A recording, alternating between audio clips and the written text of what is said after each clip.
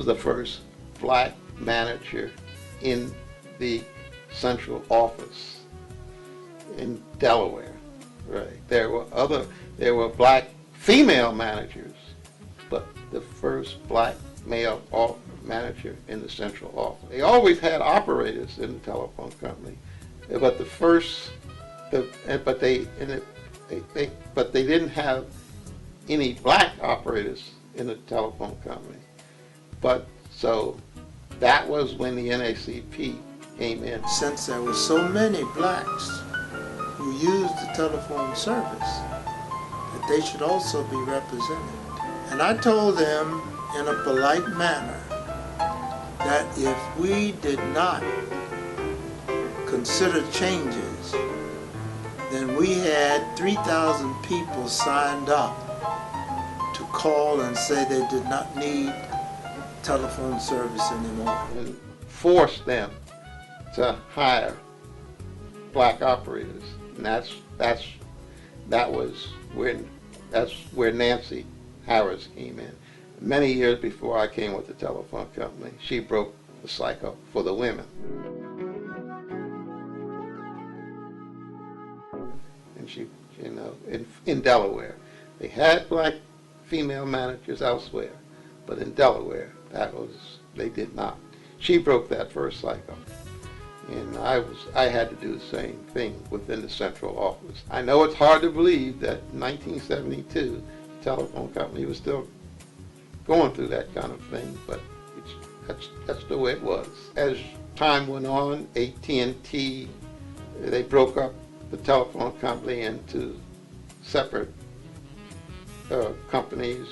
AT&T became a section of its own, and when that happened, then I got transferred to the Washington area, and I worked in Washington. I worked in Virginia, and I had a CO in Washington D.C., and I had that for several years, and then there was another split of the company.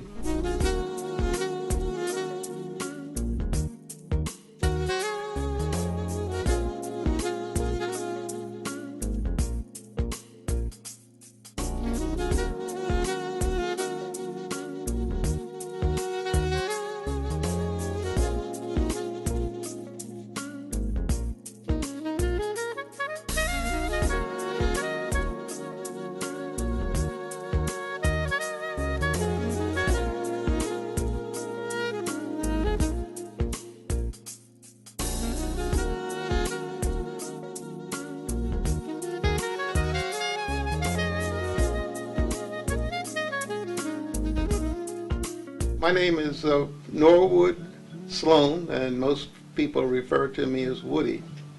I'm 78 years old, and I've managed to retire from 2 careers. My first career was with the United States Air Force from 1949 until 1969, and my second career was with Diamond State Telephone Company. At that time, Diamond State Telephone Company consisted of 3 telephone companies, Bell Atlantic, Diamond State, and AT&T.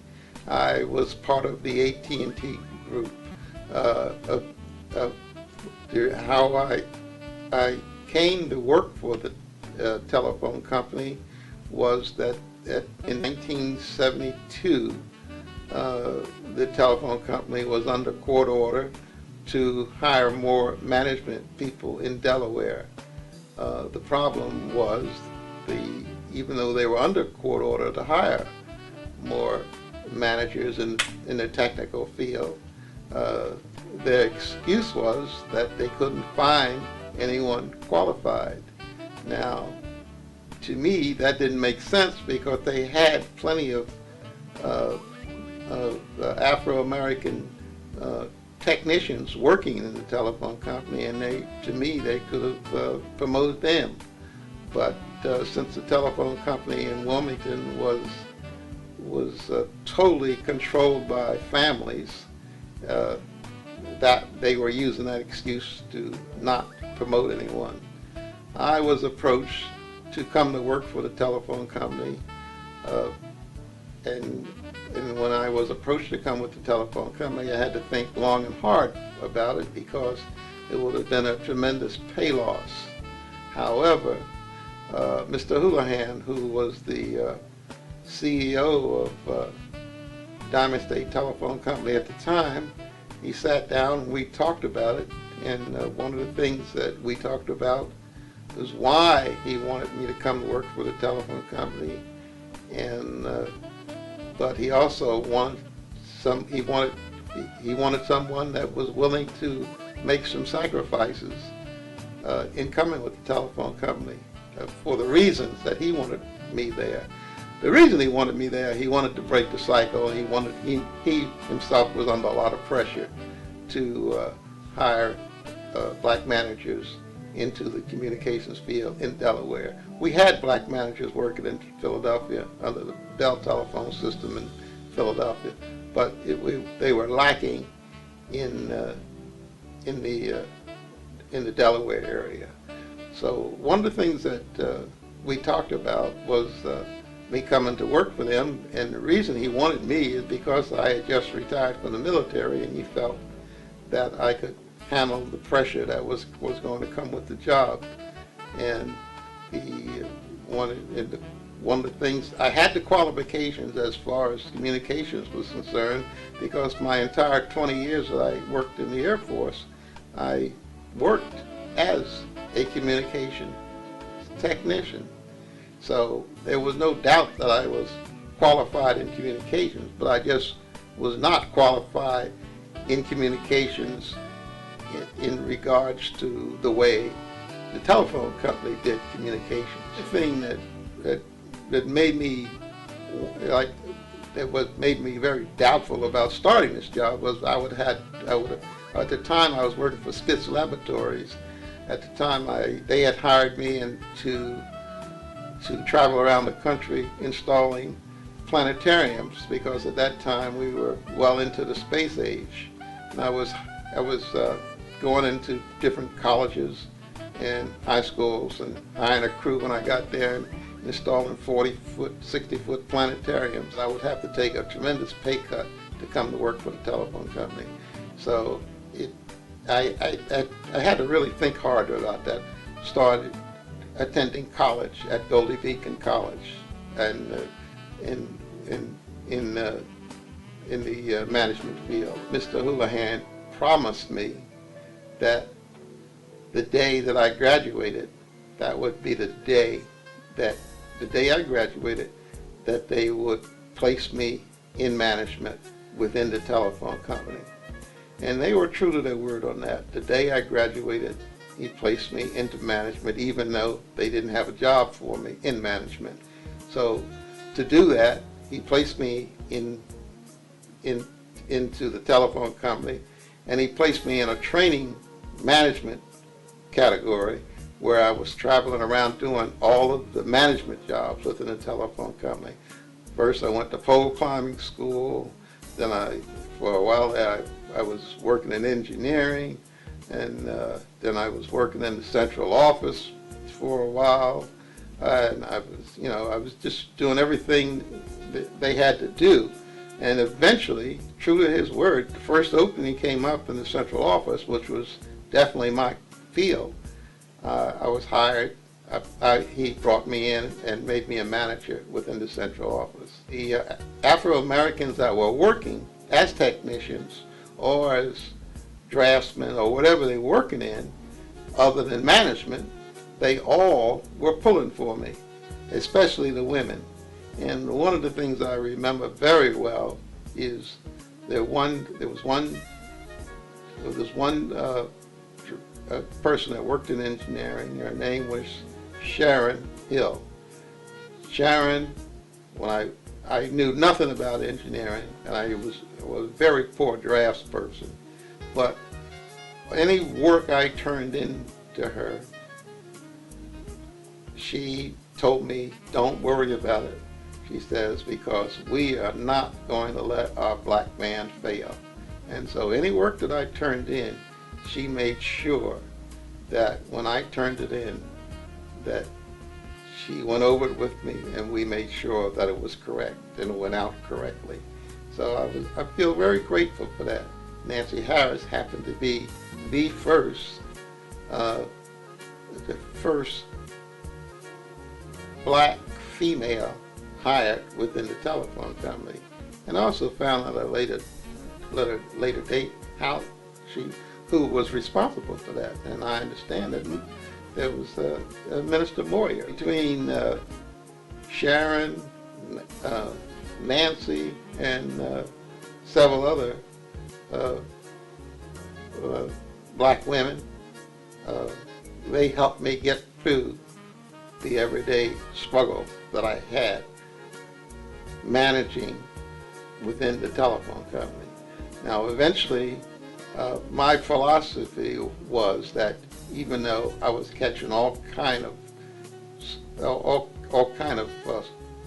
hell from the non-Afro-Americans and some Afro-Americans within the company, because there were Afro-Americans in the company that felt that they should have been promoted. However, the only reason that I felt that they should have been promoted, but the only reason that they weren't promoted is because they were using that excuse that they weren't qualified with the education of a degree. I had both the experience, and then eventually when I graduated I had the degree also. I found that when I had to draw on my military career to survive, and one of the things that when I went to work for them, when I was catching all of this hell from all angles, I made it quite clear to everyone that worked for me that you may not like me, and I don't care if you like me, but you damn sure are going to respect me. And so that was my policy. I based everything on that. Don't like me if you don't want to, but you're going to respect me. How long were you with the company? I was at the company 20 years. I retired from the telephone company after 20 years. After a few months, after they saw that, hey, they wasn't going to run me off. I wasn't going to give up, no matter what they did, even though they did things that were pretty dangerous. For instance, I had a ground crew out there one time, and a car pulled up to me and says, "Say, you got a crew working down the road there, and the sign says cars pull over to the left, but the crew was working on the left." And that could have been very dangerous. The sign should have been crew working on the right, and the traffic should have been pulling over to the left. But pulling over to the left and leaving the right clear. But the signs were telling them to do just the opposite. Well, I thanked the man. We went down and I got the sign straight. But these guys that were working out there, they were guys that had been working, doing this work 15, 13, 20 years. So they knew what they were doing. So they were purposely setting me up to fail. However, and those are the kind of things that I had to endure during that period of time. So every time I ran up against something like that, I made sure that I let them know I knew what they were doing. I wrote them up and documented it, and did the paperwork right, and eventually they got the message that he's not going anywhere. And then slowly but surely, they start giving me the respect of a manager, and that's all I wanted. I just wanted the respect as a manager, and slowly but surely I began to get that respect. And within a short period, within an 18-month period, they would start looking at me as a manager, someone that as a manager, and we start getting along, and that was the great thing about that. And what really made me feel good, because since I was able to break that cycle, shortly after that, the telephone company began to hire and promote within other black managers. I moved over into marketing, and then I got transferred to Baltimore, and that was my last assignment. And that's where I was when I finally retired. I was in Baltimore. They were offering packages to leave, and one of the packages I was offered one of the first packages, and that package contained full health benefits and the retirement pay. So to me, I thought about that. I had, I was young enough then. I got out of the Air Force at 37, and I went to work for a telephone company, and I worked another 20 years. So I think I was 37, 47, 50, I think it was about 59 years old. So I figured, well, I could even work another career. Sometimes things happen for the good, and you don't even realize it, because immediately after I retired from the telephone company, I came down with prostate cancer.